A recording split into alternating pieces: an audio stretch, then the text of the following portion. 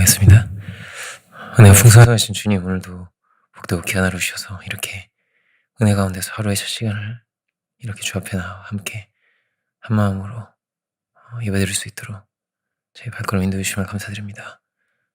참으로 이 첫 시간이 복되고 귀한 시간 되게 하시고 간구하며 또 은혜를 구하며 나아갈 수 있는 귀한 시간이 되게 하여 주옵소서. 참으로 우리에게 주신 당신의 은혜와 또 우리를 사랑하시는 당신의 그 사랑을 참으로 저희가 붙들고 살아가게 하시고 주님과 온전히 동행하여서 또 당신의 뜻과 소망을 품고 승리할 수 있는 저희들이 될 수 있도록 은혜 부어주시옵소서. 이 시간 성령께서 인도해 주시기 원하옵고 모든 말씀 예수 그리스도 이름으로 기도 올립니다. 아멘.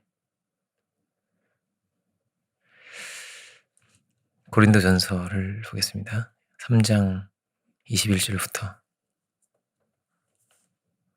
4장 5절까지 이렇게 보겠습니다. 고린도전서 3장 21절부터 4장 5절까지입니다. 신약 266페이지입니다. 제가 가진 성경에 제가 봉독하겠습니다. 그런즉 누구든지 사람을 자랑하지 말라. 만물이 다 너희 것임이라. 바울이나 아볼로나 게바나 세계나 생명이나 사망이나 지금 것이나 장래 것이나 다 너희의 것이요 너희는 그리스도의 것이요 그리스도는 하나님의 것이니라. 사람이 마땅히 우리를 그리스도의 일꾼으로 하나님의 비밀을 맡은 자로 여길지어다. 그리고 맡은 자들에게 구할 것은 충성이니라. 너희에게나 다른 사람에게나 판단받는 것이 내게는 매우 작은 일이라. 나도 나를 판단치 아니하노니 내가 자책할 아무것도 깨닫지 못하나 그러나 이를 인하여 의롭다함을 얻지 못하노라. 다만 나를 판단하실 이는 주시니라. 그러므로 때가 이르기 전 곧 주께서 오시기까지 아무것도 판단치 말라. 그가 어둠에 감추인 것들을 드러내고 마음의 뜻을 나타내시리니 그때에 각 사람에게 하나님께로부터 칭찬이 있으리라. 아멘. 말씀의 제목은 그리스도의 일꾼 이렇게 보겠습니다. 21절부터 23절을 제가 먼저 봤는데 이런 어떤 소유에 대한 것이 나오죠. 만물이 다 너희 것임이라 이렇게 돼 있고요. 21절에 다 너희의 것이요. 22절 끝에 그렇게 돼 있고요. 바울이나 아볼로나 게바나 세계나 생명이나 사망이나 다 장래 것이나 무엇이나 다 너희 것이요. 너희는 그리스도의 것이요. 그리스도는 하나님의 것이니 이렇게 돼 있습니다. 이 모든 것이 다 너희의 것이다. 이 말은 하나님께서 너희에게 이렇게 주기를 원하시고 너희가 이렇게 귀한 존재들이고 너희를 위해서 이 모든 창조 세계를 다 지으신 것이 아니냐. 다 너희에게 주신다. 이 말씀을 하고 있습니다. 너희는 그리스도의 것이다. 여기서 이제 소유를 말하고 있는데 이 세상이 다 너희 것이다. 그래서 너희는 그리스도의 것이다. 또 이렇게도 말합니다. 23절에 이 모든 것은 이 소유는 다르게 말하면 사랑을 말하는 것이죠. 하나님께서 아담에게 생육하고 번성하고 전국을 다스리라 이렇게 말씀하셨는데 이거는 단순한 소유가 아니라 사랑으로 다스리라는 그런 의미를 갖고 있는 거죠. 그냥 마음껏 망가뜨리고 착취해도 돼 이런 얘기가 아니잖아요. 그죠? 이 피조 세계를 사랑으로 다스리고 보살피고 그죠? 이 모든 것이 너의 손에 달려있다. 이런 말씀으로 우리가 봐야겠습니다. 그런데 또한 우리는 주님의 것이다. 이 소유는 다시 말씀드리면 사랑을 말한다고 했죠. 그죠? 사랑은 서로 소유하는 것과 같습니다. 우리는 그의 신부이고 어떻게 보면 또 그의 아들이고 또 그의 친구이기도 하고 그죠? 이런 사랑의 자리에 이런 존귀한 자리에 우리가 있다라는 것입니다. 이런 우리에게 하나님은 독생자를 우리에게 주셨다고 되어 있고요. 그리고 그 하나님의 아들은 이 땅에 오셔서 가장 귀한 것을, 우리에게 모든 것을 다 주신 거예요. 생명까지 물과 피를 쏟아 다 주셨고, 또 우리가 함께 아파하시고 애통하시고, 우리를 절대 그냥 이렇게 홀로 두실 수 없는 분이시고, 또 우리의 자리에 오셔서 우리가 같은 자리에 계시고, 우리를 대신해서 또 매도 맞으시고, 우리를 대신해서 형벌도 받으시고, 우리가 하나 되어 계시기 때문에 우리의 모든 것을 다 치고 가신 거죠, 주님께서. 성경에서 말하는 온전성이라는 것도 사랑을 말하는 거죠. 아버지의 온전하신 같이 너희도 온전하라 하시는데, 이것은 사랑을 말하는 것이었습니다. 원수를 사랑하라는 말씀하시죠. 그렇게 우리는 그런 사랑의 자리를 향해서, 그렇게 또 성숙의 자리를 향해서 우리는 가고 있는 것이고, 우리에게 이것을 기억하라는 거예요. 너희가 누구의 것이냐? 너희는 주님의 것이다. 로마서 14장에 나오죠. 사나 죽으나 우리가 주의 것이다, 이런 내용이 나오고요.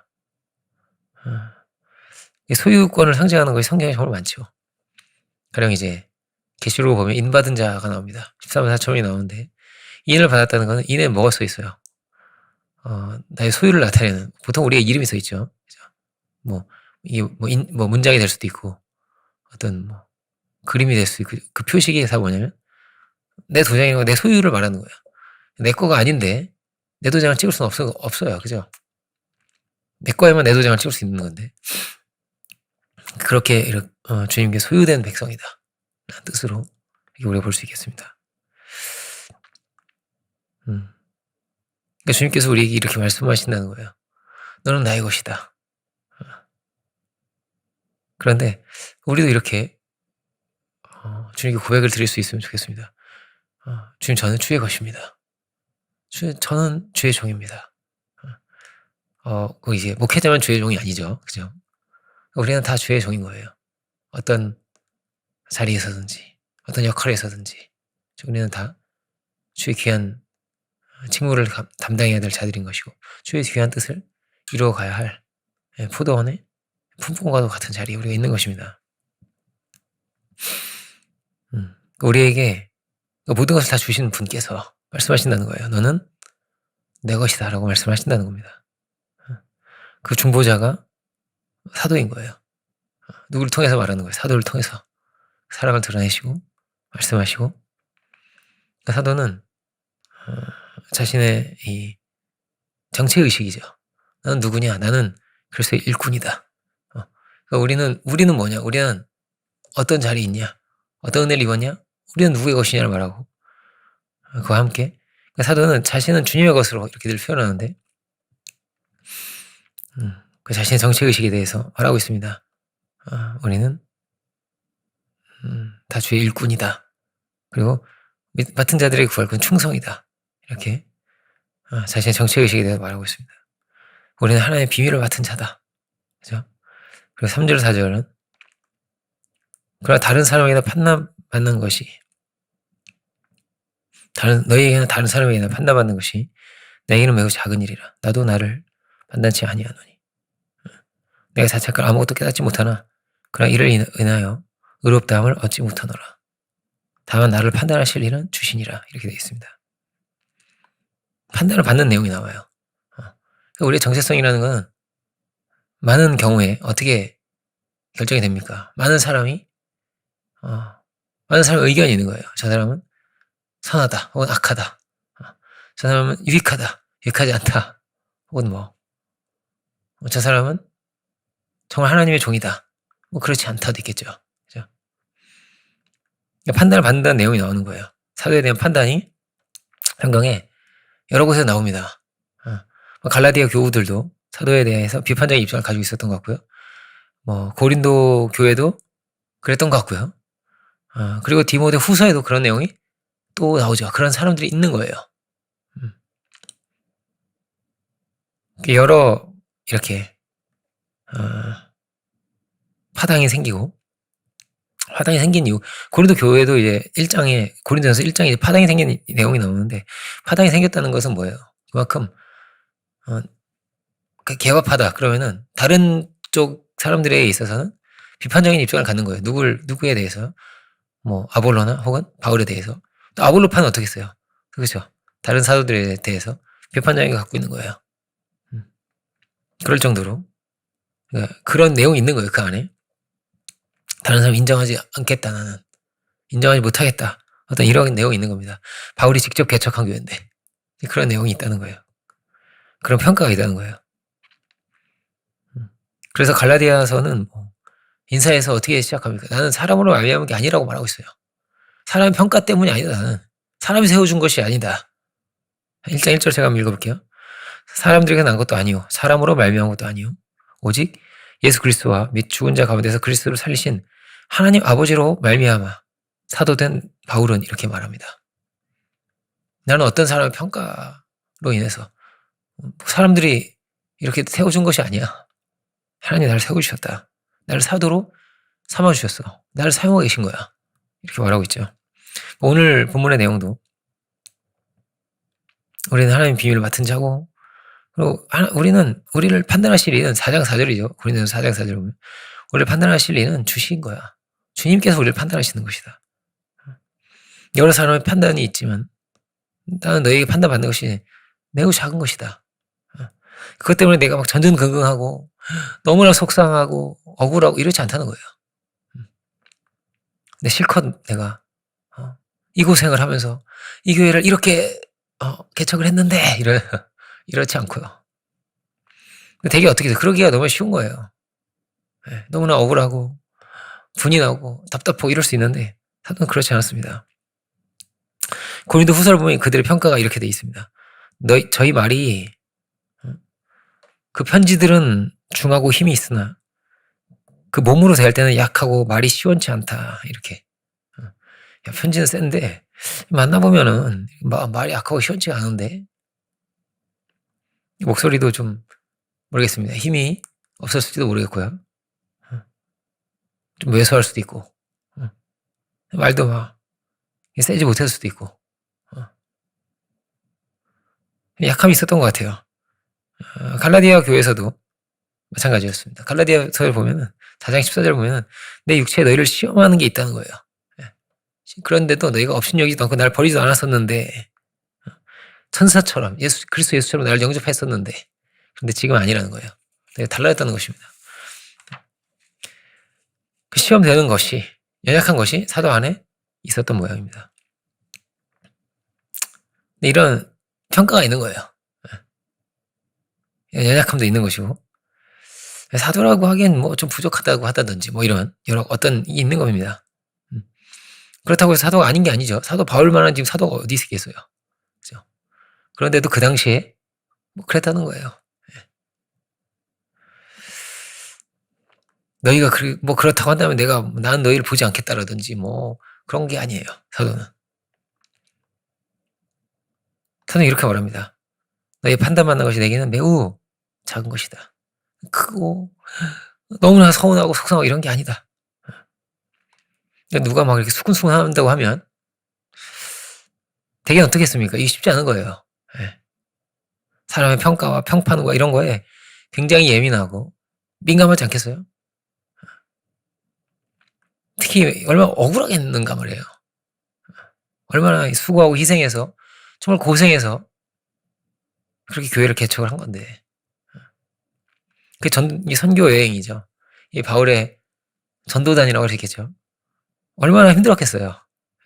얼마나 고생 많이 했어요. 매를 맞고 죽을 뻔하고 이렇게 그걸 막 계속 넘기면서 이렇게 전도를 한 건데 그런데 이런 비난이 있고 비판이 있다는 거예요. 그렇지만 그것이 나에겐 작은 것이지. 왜? 나는 하나님만을 바라본다는 거예요. 나는 주님만을 바라보기 때문에. 나는 주의 종이니까. 우리도 마찬가지입니다. 우리의 사역이 우리의 자리에서 정말 고생하고 수고하고 그런데도 돌아오는 것이 피난일 수도 있습니다. 경우에 따라서는. 박한 평가를 받을 수도 있습니다. 모자란 것만 얘기할 수도 있습니다. 그런데 이게 좀 모자라더라고. 그런 게 이게 좀 부족하더라고. 그럴 수도 있습니다. 근데 이 사람이 이렇지 않냐고. 우린 좀 안 그렇겠지만 그럴 수도 있다는 거예요. 이것을 그런 작게 여깁니다. 하나님이 일을 맡기셨고 하나님의 평가는 늘 있는 것이고 하나님께서 모든 것을 결국은 판단하실 것이고 사도가 참 억울하죠. 사도 바울이 이런 사도가 또 어디 있겠어요. 그렇지만 나는 그리스도의 것이다라는, 내가 누구냐라는, 나는 하나님의 일꾼이라는, 하나님 비밀을 맡은 자라는, 나는 그가 가라고 하시니까 가는 것이고 그가 멈추라고 하시니까 멈춘 것이고. 사도 바울이 그렇죠. 아시아로 가려고 하니까 아시아로 가지 못하게 막으시고 유럽으로 발길을 튼 거예요. 그죠? 그가 전하라고 하시니 전하고. 그런데 이런 하나님의 뜻을 이루어가는 이 과정 안에서도 여러 가지 수평적인 관계가 있어요. 복잡하기도 하고 어렵기도 하고.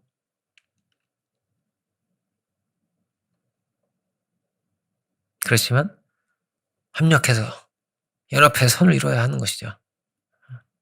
이 부분이 사도도 어떤 거예요? 너무나 치열한 거예요. 치열한 거예요. 주님은 외로운 길을 가신 거잖아요. 주님도. 주님에 대해서 어떤 평가가 있어요? 바알세부를 힘입은 사람이다. 뭐 이런 평가가 있는 거예요. 뭐 반역자도 율법을 깨뜨리려는 사람이다. 여러 가지 온갖 이런 평가들이 있는 것입니다. 반대자들의. 예수님이 가신 길이 또 많은 이들이 막 응답하고 그러지도 않았어요. 응답이 없고 너무나 주님 가신 길이 좀 외로운 길이었습니다. 그럼에도 불구하고 주님 끝까지 복음의 길을 가신 것이죠. 사도 안에, 예수님 안에 또 어떤 게 있는 거예요? 하나님의 부르심을 따라 끝까지 순종의 관계에 있었다는 거예요. 하나님 그런 분이시니까요. 하나님이 우리를 포기하시지 않고, 하나님이 나를 포기하시지 않고, 하나님께서 끊임없이 사역을 주시고, 역할을 주시고, 일을 주시기 때문에 하나님께서 나를 위로해 주시고, 편치 않은 사랑으로 우리를 붙드시고 가시니까, 역사를 붙들고 가시니까요. 그러니까 주님은 아버지가 일하시니 나도 일한다 이렇게 말씀하세요. 아버지의 길이 나의 길이다. 이것을, 이게 참 중요합니다. 잘 세워서 가야 되는 거죠. 그러니까 우리가 부모의 역할을 한다고 하면 애들이 말을 안 듣는다고 해서, 삐진다고 해서 막 그것 때문에 우리가 부모의 역할을 다 하지 않을 수는 없잖아요. 그죠? 하나님께서 우리에게 맡기신 것이고, 그들은 어떻든지 나는 뭐예요? 나는 부모인 거예요. 이게 다 어떤 거예요? 과정이 있는 거죠. 그럼에도 불구하고 믿음을 세워야 하는 것이고, 이들이 끝까지 이렇게 가지 않았던 것 같아요. 고린도 교우들이 그래도 돌이킨 것을 볼 수 있고,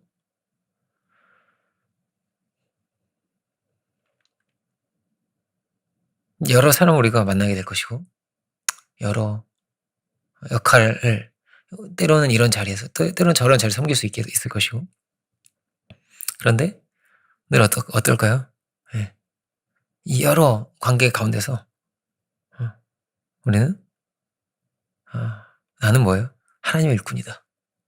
하나님 나를 부르셨다. 하나님께 나에게 역할을 주신다. 사명을 주셨다. 이것을 여러분 기억하시길 바랍니다. 때로는 좀 서운할 수도 있고요. 때로는 자존심 상할 수 있어요. 네. 배신을 당할 수도 있어요. 그럼에도 불구하고 믿음의 길을 끝까지 완수할 수 있기 원합니다.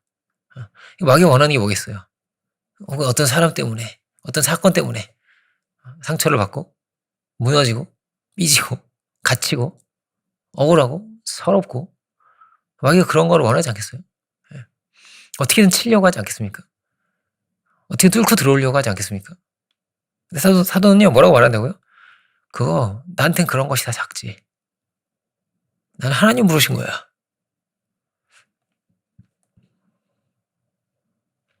우리의 모든 사역이 그렇습니다. 굉장히 연약하고, 우리도 뭐 온전치 않은데, 또 어때요? 또 여러 온전치 않고 연약한 사람들을 만날 것입니다. 별것이 아닌데 막 이렇게 삐지는 사람도 있을 것이고, 그럴 것입니다. 그래서 우리는 뭐라고요? 지어져 가고 있는 거예요. 가장 귀한 것을 우리는 만들어 가고 있는 것이고, 가장 복된 길을 우리가 가고 있는 것입니다. 그러니까 마귀가 가만히 있지 않을 거예요. 어떻게든지 연합을 못하게 하고, 어떻게든 여러분의 힘을 빼려고 할 것이고, 깨뜨리려고 할 것이고, 그래도 불구하고 우리가 가야 할 길은 정해져 있습니다. 어떤 길을 가야 됩니까? 뭐 복음의 길을 가야죠. 복음의 길을 안 갈 겁니까? 그죠? 용서의 길을 가야죠. 화목의 길을 가야죠. 겸손의 길을 가야죠. 종의 길을 가야죠. 다른 길이 있습니까? 다른 길은 없는 거예요. 그죠? 다른 길로 가면 누구만 손해요? 나만 손해죠. 원망의 길로 가면, 정죄의 길을 가면 그거 나만 손해죠. 그죠? 사도처럼 우리가 주님 바라봐야겠죠. 사람을 보면, 사람에게 걸리면요, 계속 걸리게 돼요. 네. 그럴 수밖에 없어요. 좀 힘들지만 늘 우리는 고개를 들어서 주님을 바라봐야 되는 거죠. 때문에 다윗의 시편을 보세요. 다윗은요, 정말 너무나 뼈아픈 배신도 당하고요. 정말 어떻게 이렇게 말을 안 듣는 사람들이 또 주변에 있으며, 그래요. 네. 이 길이 얼마나 외로웠을까를 생각해 보게 돼요. 물론 이제 다윗은 정말 훌륭하고 뛰어난 충성된 용사들이 있지만 다 좋지만 않은 거예요. 네. 온갖 어려운 상황이 생기고요. 정말 이렇게 사랑하는 그 자식이 반역을 하기도 하고요. 근데 늘 사도는 고개를 들어서, 다윗도 고개를 들어서 누구를 보는 거예요? 주님을 바라보는 거예요. 나는 그리스도의 일꾼이다. 하나님께서 나와 함께 하신다.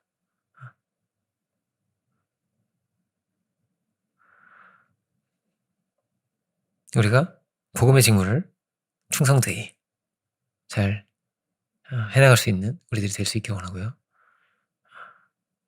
아무것도 판단하지 말라고 그래요. 그러므로 때가 이르기 전, 5절 보면 이렇게 돼 있죠. 주께서 오시기까지 아무것도 판단치 말라. 아무것도 판단하지 마. 결국은 주님께서 다 드러내시는 거야. 감추인 것은 다 드러나는 것이야. 그때에 각 사람에게 하나님께로부터 칭찬이 있으리라.